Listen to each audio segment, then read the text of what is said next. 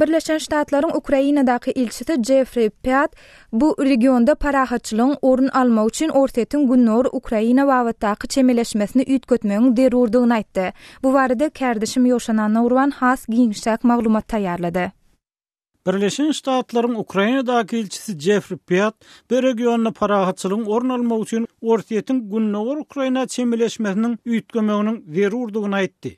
Piat 6-njy maýda Kiýewde Adat Ýewropa we Adatlyk radio bilen söhbetdeş bolanyny ortaýat Ukrainanyň Donetsk we Luhansk regionlaryndaky ortaýatçy separatistler ýaragy şoltanyny öz öňünden tanıklary we raketalar uçara garşy sistemalar bilen üstün edýärdi. The people of Donbass have been the targets of an aggressive campaign of propaganda and misinformation. Ol günnor Ukrainadaky söwüşiň merkezinde galan Donbass halkynyň agressiv propaganda we ýalňyş maglumat bermek kampaniýasynyň nişanasyny öwürlendigini hem sözüne goşdy. Russia's information war is very effective. Ortaýyň maglumat duruşy ören täsirli Piat ortaýyň döwlet eýçiliginiň mediasynyň Abaşa we Kiýew parahatçylyk şertnamasynyň durmuşa geçirilmegini bökdüýär diýip berýän habarlaryny nazara alyp aýtdy. The United States is not providing weapons to Ukraine. Of course we support the peace process and the ceasefire. Birleşen Ştatlar Ukrainany ýara bilen üpçün etmeýär. Biz elbetde parahatçylyk prosesini we atyşygyň bes edilmegini gollaýar diýip olaýtdy.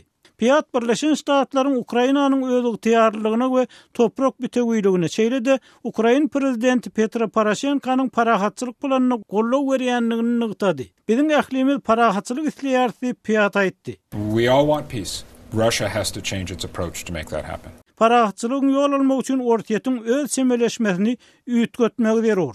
Emma muňa garamazdan ol bir ýerde ortaýyň we separatistleriň söwüşi gaýtadan başlamagy taýýarlyk görýänliklerini aňladýan görkezleriň bardygyny belledi. We see indications that Russia and the separatists are preparing to reignite the fighting. Biz ortaýyň Novorossiya diýilýän goşuna ören atjan tälim programmasyny gurnanlygyny bilýär diýip Amerikan elçisi aýtdy. Ondan bir ortaýyň yer asman raketa sistemalaryny Ukraina territoriýasynyň içindäki ara gatnaşyk liniýasyna ören golay getirenligini bilýär diýip ol sözüniň üstüne getirdi. Şeýle-de Piat Donetsk regionunyň separatist lideri Aleksandr Zakharchenkanyň golaydaky beýanatyny ýatlatdy. Ol käbir neşirlere esasy maksadyň tutuş regionu kontrol astyna almakdan ibaratdygyny aýdypdy. Eger Zakharchenkanyň maksady şu bolsa, ol alalasy okumandyr ýa-da fevral aýynyň Minskde gol çeken şertnamasy ýadyna düşenok diýip Piat Adat Ýewropa we Adatlyk radiosy bilen söhbetdeşlikde aýtdy.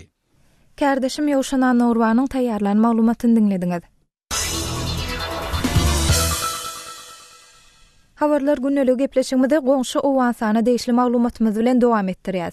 Demirgadyk Owansanda howpsuzlyk şertleri ýaramazlaşyp çaknyşyklaryň güýçlenýäni barada maglumatlar gelip gowşan mahaly Owan parlamentiniň agdalary terroristlere kömek etmekde biregini aýplaýarlar. Owansanyň Milli Mejlisiniň bir agdasy Owan senatynyň öýünde janynyň geçen terrorçynyň tutsak edilendigini aýtdy. Şol bir wagtyň özünde Owansanyň käbir ýerli resmiler hem Demirgadyk Owansanda howpsuzlyk şertleriniň ýaramazlaşmagyna käbir deputatlaryň sebäp bolýandygyny belleýärler. Bu barada Kawla habarçymyz Şamerdanguly Murady giňişlik maglumat taýýarlady. Awganistanyň Milli Mejlisi Demirgadyk Awganistanda howpsuzlyk şertleriniň ýaramazlaşmagynyň öňüni almak üçin çäre görmeýänlikde hökümeti aýplaýar. Uruş odunyň günorta Awganistanyň Demirgadyk Awganistana ýayramagyna hökümetiň ýol berýändigini käbir deputatlar aýdýar. Awganistanyň Milli Mejlisiniň agdalary Demirgadyk Awganistanda jeňçileriň güýçlenmegine kömek berýärlikde öz biregine günalap başlady. Deputat Abdulwedud Peýmanyň aýdysyça, käbir deputatlar jeňçileri himayet edýär. Uruşda yaralanan jeňçileri döwlet keselhanalaryna ýerleşdirýär. Yaralanan jeňçini Pakistan akadip bejertýän deputatam biziň aramyzda bar.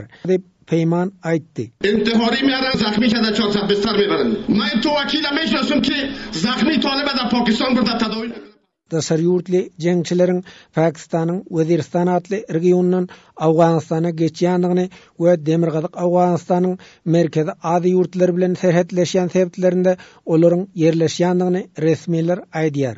Deputatyň aýdyşyna garanda Awganistanda uruş plany üýtgäpdir. Indi Demirgadyk Awganistan söwüş meýdanyna urulypdyr. Jeňçileriň Demirgadyk Awganistana baryp ýerleşmegine käbir deputatlarym ýardam edýär. Ony biz bilýärs diýip Peyman aýdýar. Tawakila meşhusum ki proje jang ba şamal mera hoşlaşın belki da Cunub janglarda şamaraf.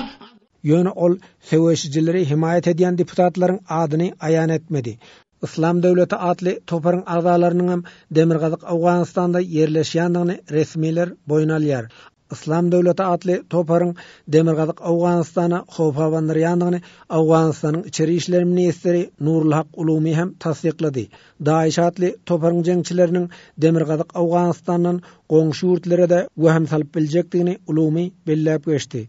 Ýöne Awgan güýçleri teröristlere garşy güreş alyp barýar diýip minister aýtdy. در شمال جایگاه پیدا کنند کشورهایی که در منطقه هستند امروز زیر نام داعش در افغانستان Merkeze Aziyaly jahatçylaryň Demirgazyk Awganystanda yerleşýändigini Awganystanyň Milli Howpsuzlyk Gullugy habar berdi. Daşary ýurtly jeňçileriň Demirgazyk Awganystan arkaly Merkeze Aziýa ýurtlaryna geçmek isleýändigini öňe sürdi. Demirgazyk Awganystanda ýaşlar işsizlikden jeňçilere goşulýar. Yerli ýaragyl toparlar Daeşe taben bolýar. Çünki İslam Döwleti adly topar öz söwüşçilerine aýlyk töleýär diýip bilermenler aýdýar. Awganystanyň söwüşçi toplamagyň Daeş üçin ýeňil düşýändigini Awganystanyň Milli Mejlisiniň agzasy deputat Salih Muhammed Salih aýtdy. Şaýmerdan Ulumrady, Kabuldan Azatlyk radiosu üçin. Azatlyk radiosyny indi dünýäniň TuneIn.com internet radio ulgamy arkaly hem göni efirde dinläp bilersiňiz. Radiomuzy TuneIn.com saytyna girip gözlük bölümünde Azatlyk diýip ýazyp tapyp bilersiňiz. TuneIn.com ulgamynda türkmen dilinde maglumatlary berýän Ýeketäk radiony Azatlyk radiosyny dinlemäge çagyrýarys.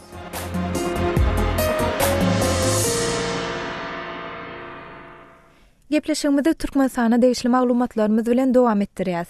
Lewap welaýatynyň garaşdyrlyk etrawyna häkimligiň we döwlete değişli beýleki edaralaryň onlarça işgäri aýlanyp, ýaşaýjylardan köçeleri arasalap jemgyýetçilik jaýlaryň we hususy ýaşaýyş jaýlaryň gapylaryny, hayatlaryny ýaşyl reňke boýamagy tawşyrýar.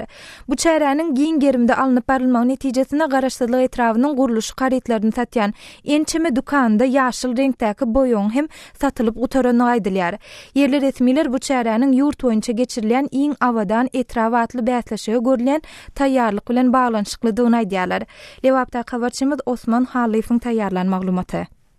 Lewap welaýatynyň garaşdyrlyk etrawynda indi bir näçe gün bäri hemmeler köçede. Edara guramy işgärlerinden başlap, bilim, lukmançylyk, medeniýet işgärlerine, mektep okuwçylaryndan başlap, hususy ýaşaýyş jaýlarynyň eýelerini çendi, köçeleriň gyralaryny awatlamak, ot çöpüni çapyp aýyrmak, agaçlary agartmak, gapydyr penjireleri, hayatlary renklemek bilen meşgul. Etraf häkimliginiň, arçynlyklaryň, arasaçylyk we keselleriň öňüne alyş hemde beýleki döwlet edarlarynyň işgärlerinden berkidilen adamlar ýerertirden giýjawşama çenli köçeler aýlanýarlar. Arasaçylyk, awatlaýyş işleriniň geçirilişine gözeýçilik edýärler.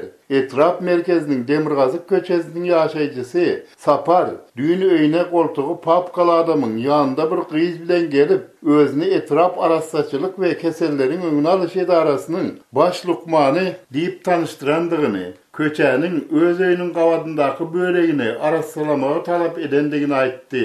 Jemgyýetçilik jaýlarynyň, hususy ýaşaýyş jaýlarynyň gapylaryny, hayatlary, şifrleri, ýaşyl penjireleri ak renklemek talap edilýär. Etrawyň gurulşy harytlar dükanlarynda diýlen renkler bir-iki güniň içinde satylyp gutarylypdyr. Indi adamlar ýaşyl we ak renkli boýaglary satyn almak üçin welaýat merkezine, beýleki etraplara ýörite gitmeli bolýarlar. Hususy ýaşaýyş jaýlarynyň biriniň eýesi Narjan Daýzanyň jaýyna bahasy 3,5 müň manat bolan täze derwez alyp oturdanna bary ýogy 2 hepde bolan ekeni. Soňky döwürde yerli ustalar tarapyndan daşary ýurtlardan getirilýän gymmat bahaly materiallardan ýasalýan ol derwezedir gapylaryň köpüsiniň rengi ýaşyl däl. Özem olary suratkeşlikden baş çykarýan ökde hünärmenler ýasap renkliyerler. Narjan Daýza yakında oturdan şeyle ovadan dervezesini de yaşıl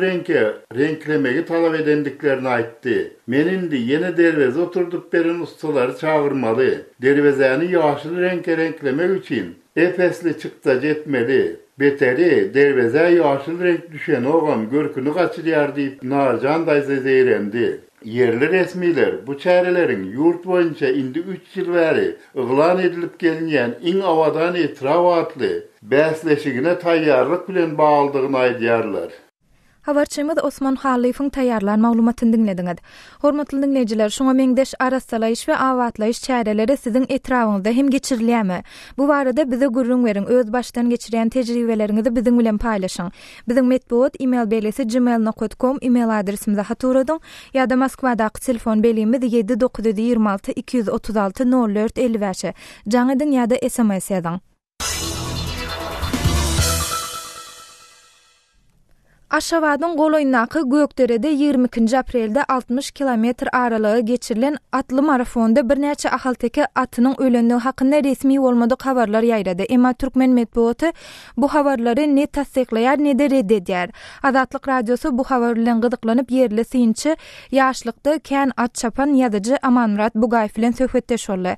Kardeşim Ýoşana Norwanyň geçiren söhbetdeşligi.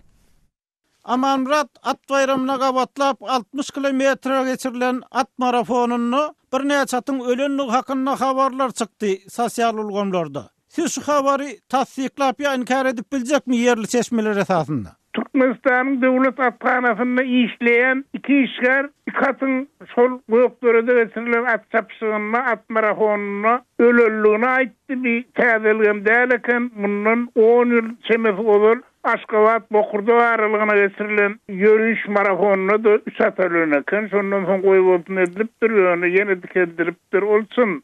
Şol devlet atxanasynyň işlerleri tasdikleýär. Amanmurat, şu atlaryň ölmegi şu at çapyşyk bilen marafon bilen gönnen baglymy? Hawa marafon bilen gönnen bagly, ýöne ol 60 kilometre çapallygy marafona gatnaşarlyk üçin türkmen atynyň ölmegi bolan bir gat geň zatmyň aňyrtynda başga sebäpler bar. Amanmurat, şu başga sebäplerin esaslaryny aýdyp biljekmi? Ikagazda gysgaça. Türkmenle at seýslemeň öz boluşly mektebi bar, 1000 ýyllykdan dowamyna kemale gelen mektep. Şo mektebim üçlügem at seýtemde çapky bar, üçli birelikde düýýär. Üçlügiň mektebi seýslenýän at takyna aýtdyk. Bir at gabanjaň öýkelek gelinýär bir zat bole ine şoň diline düşünmek, şonu öýkeletmäni çapyga ýürüýüşe taýýarlamak, seýsinde çapkylarynda baş borcu, ine şu borç mudama amal edilýär, ýöre soňkuda urda şu atlara bir gellige serser edilýär. Onda düýp sebäbi ýurtda umman atçylyk hakynda köp burrun edilýär bolsa, umman atçylyk pudu kem-kemden pese düşýär, şol üçin atlar el seýisleri meňe çykyp ok, ýene gaýrylarym. Amanmurat, bu Aşgabatdan gepleşigimizde gatnaşyp beren maglumatyňyz üçin köp sag bolun. Sizem sag bolun, işiňiz rawat bolsun. Kardeşim Ýoşana Norwanyň geçiren söhbetdeşligini dinlediňiz. Lewap welaýatynyň bir näçe etrawyna we Türkmenawat şäherine hususy dermanhanalaryň ýapylanyna 2 hepdeden gowrak wagt boldy. Munyň netijesinde welaýatda derman gyçylygynyň dörenligi habar berilipdi. Efirde adynyň tutulmazlygyny soran yerli ýaşaýjy Azatlyk radiosuna beren maglumatynda hususy dermanhanalaryň ýapylmagynyň hususy dermanhana eýlerinde näýileligi döredendigi we olaryň protez çäresini geçirendigini aýtdy. Bu barada kardeşim Gödeliň taýýarlan maglumatyny dikkatiňize hödürleýär. Türkmenistanyň Lewap welaýatynyň Türkmenawat şäherinde şu gün hususy dermanhanalar ýapyklygyna galýar. Dermanhanalaryň aprel aýynda ýapylmagynyň barlyklary bilen baglydygy aýdylypdy, emma anyk sebäpleri resmi derejede düşündirilmendi. Adam hukuklaryny goraýjy Najot Guramatynyň maglumatynda Lewapda 40 çemeti hususy dermanhananyň işiniň wagtlaýyn toktatylmagynyň sebäbi şeýle düşündirilýär. 2015-nji ýylyň aprel aýynda Türkmenawat şäheriniň merkezi keselhanasynda peshili dermany ulanma ýaşamagyň netijesinde ýogalan 1968-nji ýylda doglan Meretturda adly şäheriň ýaşaýjysynyň garyndaşlary welaýatyň kanuny goraýjy edaralaryna ýüz tutup jogapkärler babatynda berk çäreleriň görülmegini talap etdiler. Şu sebäpli Salgyt departamentiniň prokuraturynyň Milli Howpsuzlyk ministrliginiň we sanitariýa epidemiologiýa stansiýasynyň işgärlerinden düzülen ýuridik komissiýanyň bazarlarda, dermanhanalarda we Türkmenabadyň saglyk saklaýyş edaralarynda geçiren barlyklarynyň netijesinde litsenziýasy derman önümleriniň satylmagynyň birnäçe faktynyň üstü açyldy diýip maglumatdy bellenýär. Türkmenabadda hususy dermanhanalaryň ýapylmagynyň ideýany döwlet eýçiligindäki dermanhanalarda derman gytçylygynyň döräp başlanlygy, dermanlaryň bahasynyň hem ýokurlananlygy barada habar berilýär. Eferde adynyň tutulmagyny islemedik yerli ýaşaýjynyň Azatlyk radiosyna aýtmagyna görä, ilkinji zerurlukdaky dermanlary şol sanda ýürek damar kesellerinden, gant keselinden ejir çekkenler üçin niýetlenýän dermanlary tapmak kyn. Käbir näsaglar döwlet eýçiligindäki dermanhanalarda özlerine gerek bolan käbir dermanlary hususy dermanhanalar bilen deňeşdirilende 10 etse gymmat bahadan almaly bolýanlygyny Azatlyk radiosyna gurrun berdiler. Hususy dermanhanalaryň ýapylmagynyň olaryň eýlerinde proses döredönligi habar berilýär. 20 aprelde Türkmenabad şäheriniň häkimliginiň öňünde hususy dermanhanalaryň eýlerinden we olaryň garyndaşlaryndan ibarat 400 çemes adam ýygnandy. Olar häkimligi barýan ýoly 3-4 sagatyň dowamında böwetlep, gaçakçylykly dermanlaryň sowdasyna gatnaşygy bolmadyk dermanhanalaryň işlemegine ruhsat berilmegini talap etdiler. Bu ýere polisiýa çağıryldy we wakanyň öňe alyndy diýip Najot Guramasanyň maglumatynda aýdylýar. Bu maglumaty resmi çeşmelerden tasdiklap bolmady. Aprel aýynda Liwapda ýene bir protest aksiýasynyň geçirilenligi barada habar berilýär. Käbir maglumatlary görä 10 aprelde Milli Howpsuzlyk ministrliginiň Liwap welaýaty boýunça gazowjak şeker bölüminiň öňünde 150-200 adamyň şol sanda ojak gaz çykaryş kärhanasynyň işgärleriniň gatnaşmagynda protest geçirilipdir. Hususanda Najot Guramasanyň maglumatynda protestçileriň Türkmen Newit gaz kärhanasynyň iş orunlaryny çäklendirmek planlaryna garşy çäre görmegi we premiýalaryň tölenmeginiň dikeldilmegini talap edendikleri bolmasa gazowjak Türkmenabad arasyndaky gara ýoly böwetlenjekdiklerini aýdanlygy barada habar berilýär. Maglumaty görä polisiýanyň gatnaşmagynda bu çykyşyň hem öň alınıpdyr. Liwapdaky prosesler barada garaşsyz çeşmeleriň bir näçesinden gowşan bu maglumaty hem resmi taýdan tasdikladyp ýa-da etdirip bolmady. Kardeşim Gödölüň taýýarlan maglumatyny dinlediňiz. Hormatly radio dinleyijiler, biziň gepleşiklerimizi internet saýtymyzdan hem dinläp bilersiňiz. azathabar.com internet sahypamyzda size sesli we çap görnüşli maglumatlary, suratlary, videolary hödürleýäris we öz pikirlerinizi aýtmaga çagyrýarys. Türkmenistanda azathabar.com internet saýtymyza derwede.net arkaly girip bilersiňiz.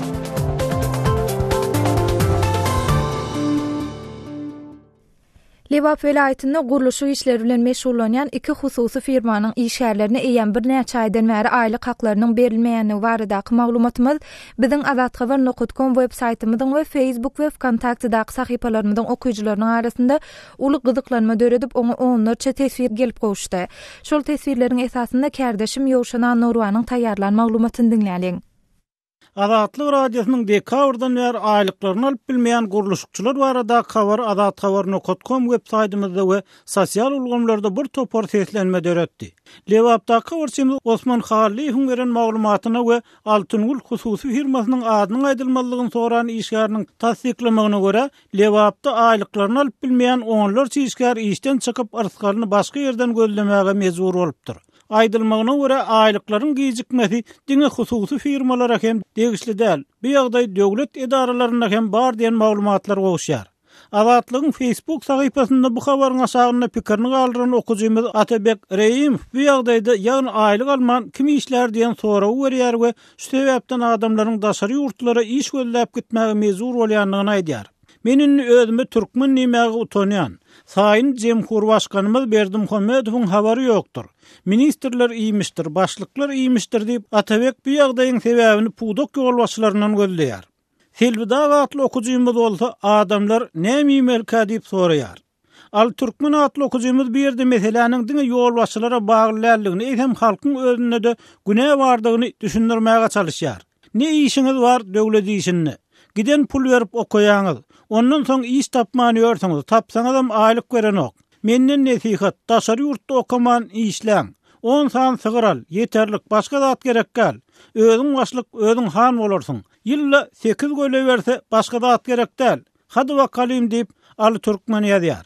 Gülwagt ýadygar we Ali Türkmeniň pikirini gollap, mallan peýda görüp boljagyny aýdýar we bu döwürde nire diýişleseňde patronyň mallan beter bolup çykýar diýär. Şirna atly okujymyz bu gidişde halkyň ýagdaýy erbetleşer. Türkmenistanda iş ýok. İş bolsa da hakyny bermeýärler diýip ýazýar. Soňul bu ýagdaýyň üýtgemegini, özü ýal daşary ýurtda işleýänleriň enatalarynyň, çağalarynyň ýanyna gaýdyp gelmegini, ýurtda zawod fabriklaryň açylmagyny, iş bilen üpçünçiligiň gowlanmagyny arzu edýär. Emma ol soňundan nirde eýlezat, aty, maşyny, velosipedi kim minsin soň? Ne bolar? Halka kömek et, halkyň ýagdaýy gün-günden erbetleşýär diýip ýazýar. Maýa günden Reýimow diýen okujymyz bolsa türkmen pullaryny kuýsaýanyny, jüsünde galan bir manady kenidem saklaýanyny ýazypdyr.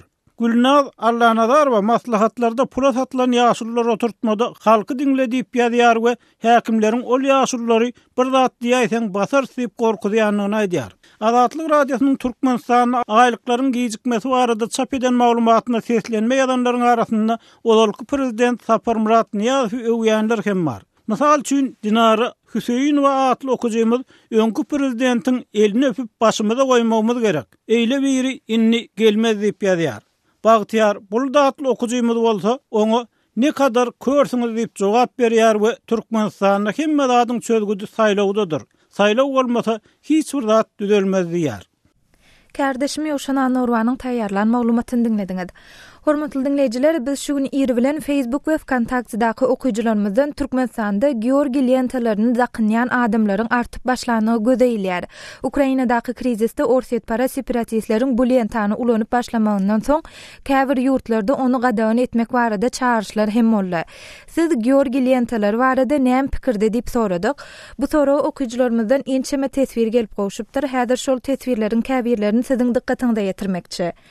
Kontaktda Serdar atly okujymyz bu biziň ýeňişimiziň nişany diýip öz garaýşyny galdyrsa, Naýda atly beýle okujymyz her kim urşa gatnaşan ata-babalaryny, ene mamalaryny seýleýän bolsa, Georgi lentalaryny dakynmalydyr diýip teswirine belläpdir. Edida atly beýle okujymyz bolsa, veteranlara hormaty başga şekilde hem görkezip bolar. Göktepe'de Türkmenleri gyran Ors imperiýasynyň lentasyny Türkmenistanda dakyp ýörmek öz taryhyna hormatsyzlykdyr diýip öz garaýşyny beýan edipdir. Hormatly dinleýijiler, siz hem biziň her gün efire etjek maglumatlarymyzy ýa-da beýlik maglumatlar barada öz pikir araýşlaryňyzy biziň bilen paýlaşmak isteseňiz, sizi Facebook we Kontaktdaky sahypalarymyza goşulmaga çağırýas. Bu wagtlarda bizi gözlegi bölümine Azatlyk radiosu ýazyp tap bilersiňiz. Hormatly dinleýijiler, şunuň bilen habarlar günnelik gepleşigimizi hem geçirip otarýas. Gepleşigi Pragdaky studiýadan men Sähra alyp bardym. Saatlar ketmeden soň gepleşiklerimizi ýazgyda dinläp bilersiňiz. Azatlyk radiosynyň tolkunlaryndan aýrylmaň.